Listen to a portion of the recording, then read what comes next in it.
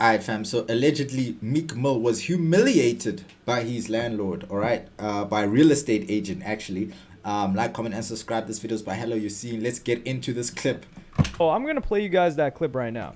Jalen Hurts came by. Oh, really? But he wanted the house done by July. Not now. Last July. He loved the house. He was going to give, at that time, it was $5.2 million. Finished. I said, listen, I'll be honest with you. There's no way I can finish this house. Oh. Like in 2 months, impossible. So that's the gimmick. Buy the house that Jalen Hurts didn't lie. Then Meek Mill came, but he couldn't get financing.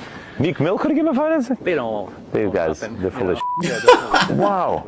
Well, he's friends with Mike Rubin. Mike Rubin could have lent him the money. He's sitting courtside every single time I see him at the Sixers game, so he's got the right friends. So here, this is a realtor. He's telling this potential buyer, some person that's touring the property. He's talking about, oh yeah, you know, these guys are full of. Now, number one, Meek Mill is not broke. Meek Mill is not close to broke. Meek Mill is. Do you know Meek Mill's finances? Are you friends with Meek Mill? Are you best buddies that you know his financial situation? I don't know. I would say he's one of the rappers that's got more money than you would expect. And you can just tell this by rapper behavior. Like, if rappers are spamming, oh, yo, get your feature right now, there's one of two things. They're on the come up, and you should probably get your feature, to be honest, if they're on the come up. You never know. Probably should. And number two option is, I don't even know why, but I remember when Famous Dex was selling features for like $1,000, and he was, Bro, DDG is doing the same thing. So you tell me DDG broke. DDG doing that right now, bro. Right now on Instagram, he's DMing people. Yo, get this feature while it's hot. Let me work with your budget. DDG doing that. So what are you talking about, bro? doing the Laka films and music videos, and I was like, dude, this guy's gonna blow up. And I mean, I don't rap, I don't make music, but I was just like, man, I would really buy this feature, because 6 months later, that was a big feature. Also, Puya was another guy that Yeah, I should have put the Kylie Nash feature, man. Damn, that was probably like 10 bands, dog. features for like $1,000 in the Big Mac. I remember that rate. Anyway. Yeah, so if a major rapper or somebody that was famous is selling features, they're doing weird Telegram links to like promote some Bro, a lot of these guys are doing that. Some of them are doing it low key though. company or something like that. Like, there are certain behaviors that they will exhibit that will let you know, okay, yeah, this rapper's broke, or he's struggling or drowning financially. Meek Mill's not like that. Also, if they're getting dropped by their billionaire friends or the top crew of rappers, then they're falling off or they're broke as well. Meek Mill's ascended past music, which is, to his credit, congratulations to him. He did a very good job. But this starts spreading, and it was my mixtapes that posted this. So Meek Mill responds. And I do think this is a little bit Just because he couldn't get financing doesn't mean he was broke. Let's just keep that a buck. disrespectful. We're going to get into the context of this a little bit more in a second. But Meek Mill says, when my mixtapes post crazy ish about me, I think I helped build that company in my mixtape Probably days. did. He's talking about his mixtape, Definitely. not my mixtapes, Ooh. the application, in the second part. Dreams and nightmares. Hey, what a time. When did the social media page go against me? Literally helped Dream build Jesus. the main stage of my mixtapes. Me, Wayne, Mac Miller, Wiz. Not just me. Why is the rap page trolling us now? And I'm going to be real. I know this came from a place of hurt. And that's why I kind of feel for Meek Mill in this situation. Like, yes, we make fun of Meek Mill a lot, but you guys know, I was heartbroken when Meek Mill just got washed in that beef, especially after he came out talking about, like, I was telling people to turn off Drake in 2012 because I wanted to listen to Meek Mill instead. That's how Yeah, you serious. crazy, bro. Drake was cooking in 2012. What do you mean turn off Drake, man? Drake was cooking in 2012. 2012, 13, 14, 15, 16. Nah, Drake was on the run, dude. Serious this was. That's how serious I was about Meek Mill's music, and how a lot of people were. I mean, Meek Mill was fire. So I could see him being hurt by this, and that's why we won't go in on him. Like, yeah, he's dumb. He is. Probably one of the dumbest rappers of all time and the most gullible. But I think he saw this, and he's just like, yo, No, why bro, are you don't guys say that about spreading Meek. this? And this is a really great Dumbest rapper post, of to all be time. honest. Because we know Meek, or maybe he thinks people don't know that. Maybe he feels disrespected, because being called broke or considered broke as a rapper is a very soft point. I don't know what it is. It's almost like if somebody's short, and, well, some people Mill are not bothered by it, but if a short person is bothered by it and it's mentioned, that's like a soft point for them. But Meek Mill continues and he says, remember they used to say we shut my mixtapes and Dat Piff site down? I'm just asking, when did the page become a hip-hop troll page? And the thing When is, hip-hop became full of trolls? with these types of sites, there wasn't much of a reciprocal relationship going on. These sites ate. And yes, Meek Mill, this guy was making music damn near for free. So he was spending all the money to make the music. These guys got a ton of the money from the ads being placed on their sites, and people... Yeah, but Meek got motion. Like you said, you just said he's one of the rappers who's ascended hip-hop. So he also got a good deal out of that, because that's what we're getting Meek's music, getting Meek's music from, bro. Dat Perf, my mixtapes, hot new hip hop, all those blogs, bro. Yeah, we was getting it from there, so you can't really say it wasn't mutually beneficial. I think it was. Buying promotions to be placed highly for their mixtape. So like, let's say you were an independent artist or a street artist or something like that. You had a bag. Okay, here's 10 bands. Throw us in the front page of the albums or the mixtapes of the day for Dat Piff. And who was driving a lot of the traffic to Dat Piff? It was Lil Wayne. It was Meek Mill. These guys were shutting down the sites. Yeah, but these guys were building the hub, bruv. These guys weren't selling gold. They were selling the shovels, bruv. Dream Chasers 2, yeah, it shut that thing down. But eventually, like, these sites, they just couldn't survive. The legal reasons, things just changed. And then Meek Mill goes on to say some nonsensical stuff, which is they know they can post and mind control most people. That's why Vlad went viral like that. And he's referring to the tweet where Vlad talked about Jay-Z controls the whole industry, which isn't necessarily wrong, but he just exaggerated it a lot. No. That is 100% right. Jay-Z controls the whole industry.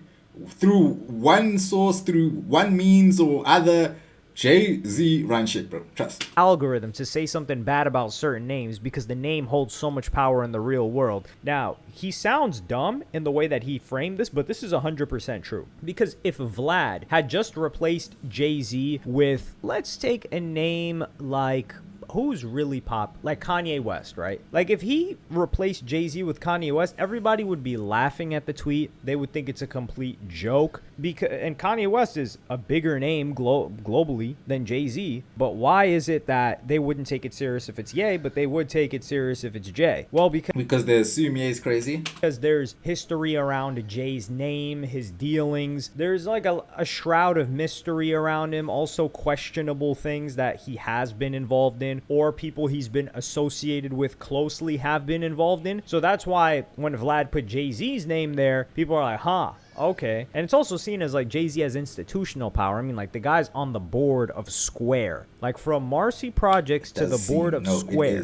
That is an insane rise. And Meek Mill also has a relationship with Jay-Z. So I think he's kind of going to bat for his mans here. But he's not wrong in this statement whatsoever. Bro, Jay-Z was like original invest in Uber or something. Like Jay know where the money at. Talk about in a certain type of headline is going to generate a lot more attention. And then they said they sold the page. The real owners rock with DC heavy. Dream Chasers. That 4-4's problem panda freestyle era around DC4 was crazy. And he says, yeah, I can see that. But example, I helped build a company. Instead of work with me, they put in bad media on me. I'm just trying to figure out what that is. Well, I think they told you what that is, Meek Mill. Is the people that mess with you, they don't own that anymore. They sold the brand. But Academics Meek can't think, bro. Gets into this, and he gives a different response than just assessing whether Meek Mill is broke or not. Because keep in mind, he is not beefing with Meek Mill anymore. If he was beefing with Meek Mill, Academics would be calling him broke, saying these rappers ain't got money, all that other stuff. Yeah. But he's not beefing with them, so he's going to be a little bit more fair. Honestly, it almost sounds like he's defending Meek Mill. But I'm going to play you guys this first segment of this clip, and I do think that there's more to explore with how the industry is working now. If he tried to get this property and it didn't work out for whatever reason, I don't think that he should be name dropped. And whether the guys who name dropped him knew it or not, you're shaming him, right? There's many different reasons why someone might not want to buy a property. Also, you can't really speculate because someone couldn't get financing. And also, just because somebody can't get financing does not mean that they're automatically, a fraudulent person or they're a liar or a capper. There's so many other reasons, bro. There's too many. Like the insinuation of, he can't get financing is the guy is broke. Exactly. He don't have the money, nor does he have the credit or the assets that someone could lend him money to get it? But even people who are very successful have situations where they can't get financing for whatever list of reasons. There's a myriad of reasons. These things are completely like non-factual, right? You know, again, we're still talking about black men here. Some of these guys, you know, have bad credit. Some of these guys, you know, again, I'm one of those people where, you know, I bought my first car cash because, you know, I think my credit was bad then. I just got in the habit of doing it. But it's not the smartest thing to do because I could be way more cash rich and leverage that for future purchases with credit. Instead, you know, I kind of just do, it's kind of a way how to do where you're just buying. That's because most, like you said, most people of color have bad credit score. So once they get money, they don't care about all credit stuff and that. They're just trying to buy whatever they wanted, bro. And they realized down the line, yo, I just bought a bunch of shit instead of using my flipping equity to build more profit, bro. To build more. No, let me just buy this Maybach. Everything cash, honestly. I'm in agreement that he shouldn't have mentioned that someone was unable to buy the place, and they were kind of downing him. Now, when academics gets to talking about like, oh, nah, they're talking about black men here, I don't know if they would have said this about a white guy. They wouldn't. I will be fair, but Jalen Hurts is an NBA player, and the way they talked about him was like, hey, this was my fault that I couldn't get the house done in time, so I missed out on this deal, or it was just not possible, I guess. I missed out on this deal with Jalen Hurts, who is a serious person when it comes to buying, but Meek Mill wasn't serious with buying. And dude, $5.2 million is a lot for a home. We found out that the crib that Dirk was in ATL, or in the surrounding Atlanta area, was 1.3, 1.4 million, and that was in a gated community, and that was a nice crib. And 1.4 million is nothing to scoff at for a crib either. A lot, but bro. I think this guy did not intend for this clip to go as big as it did, and maybe he just wasn't even paying attention to the camera and thought that this would probably stay in the real estate bubble of content instead of going to the mainstream hip-hop. And yeah, these guys don't look like the typical content creators now, do they? I really doubt they thought this was great to the internet. These guys were just yapping, bro. And then they're like, oh, clip. Some young kid probably there who works who works in their editing section, their production department, you know what I'm saying? He's like, oh, you know what, let's clip this will go crazy on Meek. Posted everywhere, because this is kind of like the conversation that you would have off camera. Like someone's like, yeah, you know, this famous guy, he was here and I thought he would have the money for it, but he didn't. But it also does bring me back to the sentiment. If you guys remember, if it was maybe 8 or 9 years ago, Tory Lanez would tweet out and he would talk about, yo, he pulled up to the Nordstrom, or it was either Nordstrom or one of those really expensive department stores where they have the really big brands, the designer brands, Bloomingdale's, maybe one of those in New York City. And he talked about, oh yeah, this person was looking at me in a certain way as if I was going to buy something or not. So I went and spent like $250,000. I spent 250 racks in there. And a lot of us were thinking like, dog, they were thinking that you were going to steal or you weren't going to spend money, and they didn't have any respect towards you. And basically they stole from you thinking that they think you're gonna steal. They ended up stealing from you, bro. That's crazy. So you spent a ton of money with them? Like, that's the vibe that I got from this guy, where he's like, that's typical black man activity, bro. It's just like, that's how you get a black man on like, you're trying to sell him a car, bro, and he comes to your parking lot and he's looking at nice cars. Just tell him something like, bro, nah, I don't think that's in your price range, my brother. Let me show you something more affordable. Woo-wee! You're gonna buy 4 whips off the lot, same day. 4 whips off the lot, bro. Just to show you, just to prove. And you're gonna be like, well, I just sold 4 cars today, so thank you. Yeah, this guy couldn't get financing. So, like, what's Meek Mill supposed to do? Like, come back and be like, no, sir, I can actually buy it in cash. Like, let me drop that money for you, which it would be insane to drop 5 M's. Unless you're maybe like some Saudi prince where 5 M's is just a drop in the bucket. That's like $5. But academics Saudi continues. Sell houses, or a developer, if you're working with people that might be playing for the Eagles or these people who are coming from certain communities, you shouldn't even be speaking on that type of thing, which could end up shaming someone. That's how you lose your business. If I was anybody of color, right, I probably wouldn't be going to you to go try to find a house. Yeah, because now, let's say not. I try to find a house, and then you show me a house and it's cost $8 million, and you show me another house and it costs $4 million. And I was just like, you know what? Like I give you the description. You show me this house, it's $8 million, and you show me another house for $4. I said, nah, I'm gonna go with the 4. you might take that as to be like, yo, this broke academics, he couldn't afford $8 million. Like, tapped out, like, bro, I don't want my realtor talking about me like that. What the like, bro, relax. So again, I agree with Meek.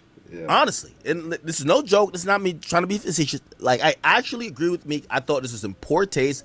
I thought, they recorded this video hoping that somebody like Meek Mill or culturally wouldn't tap into it. And honestly, and I hate to use this race card, honestly, from the bottom of my heart, that was a video that I won't call it racist, but it was race baiting. Or maybe it is just flat out racist. I'm going to tell you why. Because I don't think they made that video hoping that the culture would see it or a bunch of black people would see it. Why would they make that with that intent? They were just having their own conversation. Number one, if they're selling houses that's cost over $3 million, it's a very finite amount of people that could get it. I think they even make that joke and say that to prospective buyers to say, hey, listen, the little brokey rappers try to get this, but they couldn't afford it.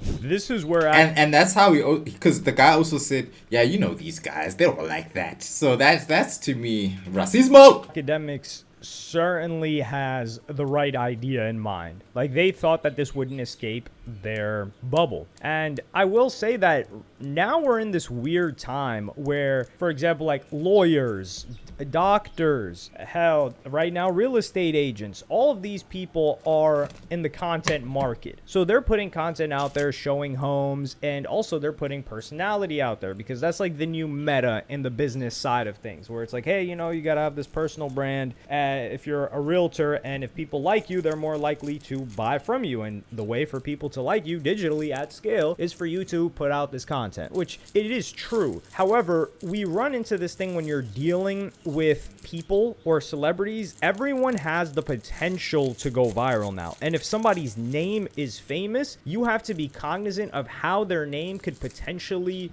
be used against them by clippers, because now we're in this clipping economy. So clippers who exist all over the world, some of them are teenagers, some of them are in really poor countries, so they have the opportunity to make sky high money in comparison to what they would normally earn. So they're scouring the internet constantly for clips where they can earn a ton of money. Now there's certain programs where they can earn more, like for example Kick and all this other stuff. But even if they're doing it on a small scale with just like Twitter monetization, they can earn a lot. So a clip like this, or a clip involving celebrities and money, they're likely to spread that. But is somebody that's making this type of content going to know that? No, you really got to be terminally online or just someone in the business and know a lot of people to know that this is a thing. Right? So then if you're a celebrity or you're dealing with celebrity clients, you have to kind of think of their PR, and you can't just use them for content. Like, oh yeah, this person was buying from me. I'll give you guys a great example. In certain industries, let's say for example, plastic surgery. Right? Plastic surgeons like Dr. Miami, everyone knew who Dr. Miami was. However, there were a lot of celebrities that went to Dr. Miami and this is different because it is like there's HIPAA violations, which is like the law where you have to protect the privacy of your clients. So you can't say Kim Kardashian went here. So they have to give you permission to do that, or else you're in legal trouble. But we know a ton of celebrities had gone to Dr. Miami, but they didn't want it out there because they wanted to seem like they were still natural and they didn't go through plastic surgery. Not Kendall Jenner. Kylie Jenner was an example of that. They kind of tried to echo this potential theory, or just keep conversation around, is she natural, is she not, for a very long time, until recently. I think it was a year and a half ago, where she posted every surgery that she got. I think it was breast augmentation and a bunch of other things. But that's because it would cause some level of embarrassment of like, oh, she got these procedures done. Same thing with like money in terms of real estate. Like, yo, Meek Mill was looking at this house before you. Yeah, telling somebody that in private is one thing. But a Meek Mill, when he's visiting a real estate agent or he's visiting a lawyer, he's not expecting that lawyer to go and say, oh yeah, I worked with Meek Mill, or Meek Mill came to me for a consultation before in private. He's not expecting that. So there has to be some level of, hey, look, we just had this conversation. We just had this showing. Do you mind if I mention you or not? I think that's just going to become a common courtesy as more moments like this happen to surface. Because now, if you're a celebrity, you don't want your business out there in general. So if you're going to hire anybody for services rendered, you're going to probably say like, hey, look, can we keep this private? Because this is another aspect of it too. Him working with you, you're getting paid. So the realtor is getting paid if Meek Mill buys a home from him. But the realtor is also using Meek Mill as a marketing tool to get more attention to his business, which Meek Mill would not be getting paid from. So it's kind of working. Almost like they're paying you to use them as like a testimonial, damn near. And that's like double dipping. So if you're a celebrity or just in general anybody, you're like, yo, chill out with that. I don't want you to benefit off of me more than the business transaction that we had. I'm good off that, unless you're gonna give me some kickbacks. Well, wait, whoa.